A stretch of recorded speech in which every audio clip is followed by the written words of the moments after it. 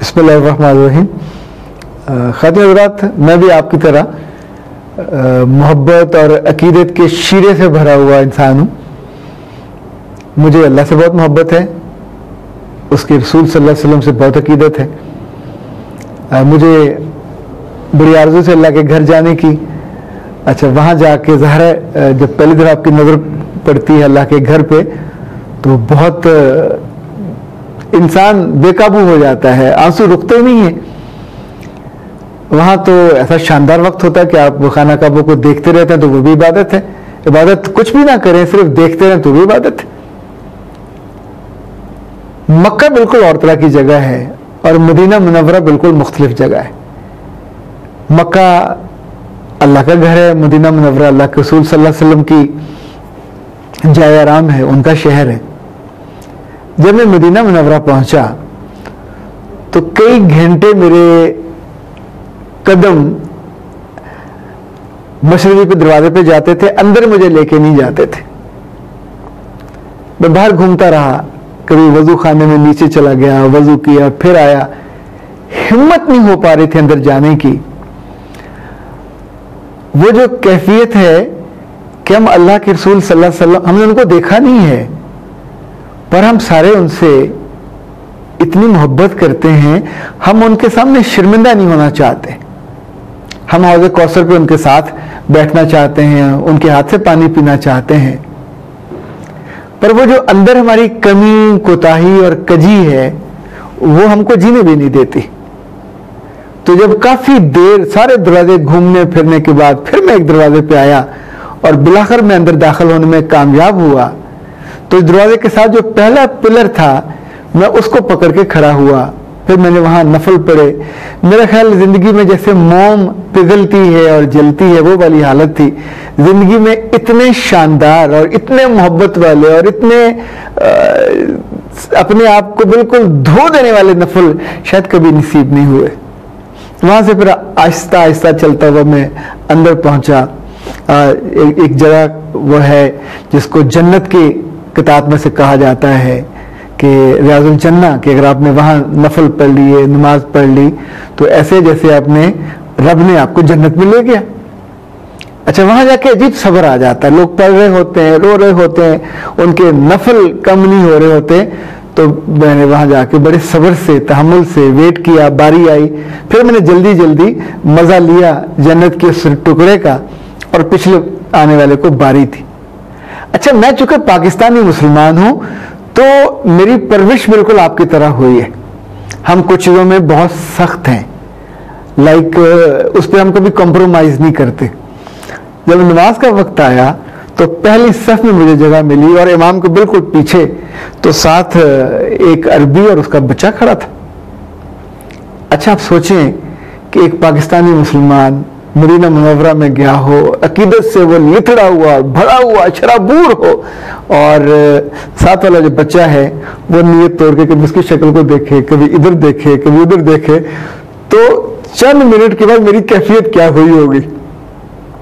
اچھا، ہم نے تو چونکہ اپنے بڑوں کو ہمیشہ بچوں پہ غصہ کرتے دیکھا ہے، تو نہ بھی کیا ہو تو آپ کی چونکہ یادداشت میں وہ ہے. میں بے اختیار اپنے آپ کو روک نہیں پایا تو میں نے اس بچے کو چونڈی زور سے کاٹ دی. اچھا، وہ کو زیادہ زور سے کٹ گئی. اس نے فٹافٹ ہاتھ باندھ لی، نیت باندھ کے دوبارہ کھڑا ہو گیا اور نماز اس نے پوری کی. اچھا، جو ہی نماز ختم ہوئی تو اس نے اپنے باپ کو متوجہ کیا. اب وہ اللہ جانے میری شکایت لگانے لگا تھا، وہ اس کو مسئلے کو کہہ رہا تھا، لیکن میرے اندر اس وقت جو خوف پیدا ہوا، میں اس خوف کا آپ سے ذکر کرنے والا ہوں.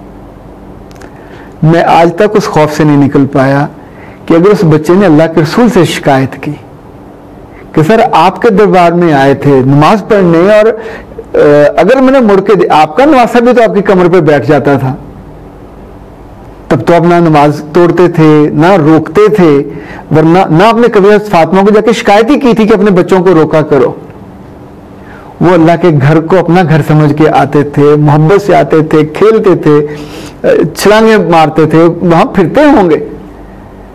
अरब के लोग, खासतौर पर सऊदी अरब के लोगों को मैंने देखा, वो बच्चों को बिल्कुल मना नहीं करते, बल्कि शामों को वो अपने बच्चों को, फैमिलीज को लाके, तो जहाँ सफा मरवा है वहाँ बैठ के पिकनिक का सा माहौल, खाना इकट्ठे खाते हैं।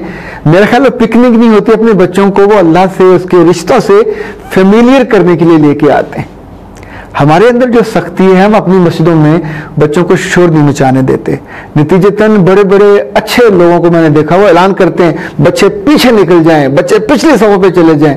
अल्लाह के बंदो, आप उनको ये करोगे तो वो इस घर में कभी भी खुश होके नहीं आएंगे। जो वो आपके मेहमान नहीं है, वो अल्लाह के मेहमान है। उन्हें इज्जत से बुलाना चाहिए, उन्हें अकोमोडेट करना चाहिए, उन्हें रग़बत दिलानी चाहिए। और उनकी शरारतों को जब रब माइंड नहीं करता तो आप क्यों माइंड करते हैं? और आपको याद रखिएगा, इस रवैये की वजह से हमारे बच्चे मस्जिदों से आने से दूर हुए और मस्जिदों में हमें सिर्फ बूढ़े बाबे नजर आते हैं। कहीं कहीं कोई नौजवान चार नजर आ जाएं तो हमें हैरत होती है। कभी आपको गुस्सा आए और किसी बच्चे को उसकी शरारत पे जोर से चुटकी भरने को दिल करे तो उस शर्मिंदगी का जरूर एहसास कीजिएगा कि अगर उसने शिकायत की तो फिर क्या जवाब देंगे। ये कोई अच्छी मोहब्बत का इजहार नहीं है। मुझे याद है, हमारे एक दोस्त बहुत साल नमाज पढ़ने नहीं गए, तो मैंने उनसे कहा तुम क्यों नहीं गए? तो उसने कहा मैं गया था।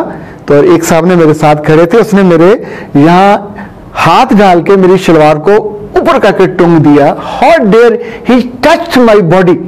मैं अल्लाह का मेहमान था, अल्लाह घर इबादत करने गया था। वो कौन होता है अपने तौर पे फैसला करके मेरे जिस्म को छूने वाला और मुझे जबर से एक खास तरह पे करने वाला? सो उसके बाद वो सालों नमाज पढ़ने वहां नहीं गया। आप सोचिए, आई डोंट नो उसका आप क्या कहेंगे कि उसका वो गुनाह है उसके सर गया या उस भले आदमी के कि जिसको बिल्कुल इख्तियार नहीं था उसको यूं सख्ती करने का और जो समझाने का। मुझे लगता है हमें अल्लाह के मामले में कुछ ऐसा होना चाहिए जैसे मेरे और आपके घर में कोई मेहमान आए तो हम सारे आगे जाकर उसका इस्तकबाल करते हैं, खुश दिली से बिस्मिल्लाह करके लाते हैं, बिठाते हैं, उसका आदर करते हैं, इकराम करते हैं। अब मस्जिद में आने वालों को वो रब के मेहमान हैं, मेरे और आपके नहीं हैं। सो हमें अल्लाह के अच्छे बंदों की तरह उनका बहुत इकराम करना चाहिए। उन्हें कुछ चीज़ें नहीं भी आती, उन्हें वजू नहीं आता, उन्हें नमाज पूरी पढ़नी नहीं आती। ये जो हर वक्त हम लठ लेके लोगों की इस्लाह करने के चक्कर में रहते हैं, ये काम शराफत से, मोहब्बत से, शाइस्तगी से भी तो हो सकता है। लोगों के दिल तोड़े बिना, लोगों को बेइज्जत किए बिना, कोई इतनी बेइज्जती उनकी कि अगली दफ़ा वो चारा आने से डरे। ये गलती मुझसे भी हुई, खुदा ना करे कभी आपसे भी हुई हो। आने वाले दिनों में मेरा तो आपसे वादा है, मैं अपने रब के घर में बहुत अच्छा, यूं समझे जैसे दरबान होता है, मेजबान के जो मेहमान आते हैं उनको बहुत अच्छे तरीके से रिसीव करने वाला ही बनूंगा। और मेरी ख्वाहिश है कि आप और आपके बच्चे और हमारे दोस्त, हम भी दिल बड़ा करके रब के यहाँ आने वालों को उतनी ही मोहब्बत से पेश आएं, उनका इस्तकबाल करें और उनके लिए वह आना खुशगवार बना दें।